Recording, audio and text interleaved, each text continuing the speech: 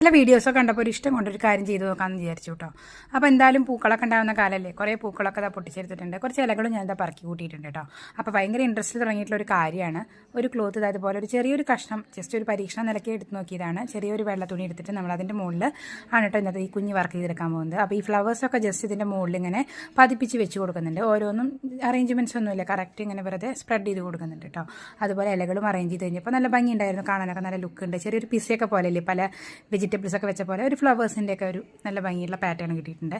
നമ്മളിതിന് ഇതുപോലെ അങ്ങനെ ചുരുട്ടി കൊടുത്തിട്ട് നന്നായിട്ട് മുറുക്കി ടൈ ചെയ്തിട്ട് കുറച്ച് വെയിറ്റൊക്കെ കയറ്റി വെച്ചിട്ട് ഒരു 2 ദിവസം ഇതേപോലെ വെച്ചിട്ടുണ്ടായിരുന്നു കേട്ടോ. അപ്പോൾ ഭയങ്കര എക്സ്പെക്റ്റേഷൻ ആയിരുന്നു, കുറേ പ്രിൻറ്റഡ് കിട്ടുന്നൊക്കെ പ്രതീക്ഷിച്ചിട്ടായിരുന്നു കേട്ടോ. അപ്പോൾ അതാ 2 ദിവസം കഴിഞ്ഞ് തുറന്നു നോക്കിയപ്പോഴുള്ള അവസ്ഥ അതിഭീകരമായിരുന്നു. ചെയ്ത് നോക്കിയതിൻ്റെ പ്രശ്നമായിരിക്കും, ചിലപ്പോൾ പ്രൊസീജിയർ ഇങ്ങനെ ആയിരിക്കില്ല. അപ്പോൾ അതുകൊണ്ടായിരിക്കും കറക്റ്റ് പ്രിൻറ്റ് കിട്ടാത്തത്. എന്തായാലും സംഗതി ആയിട്ടില്ല.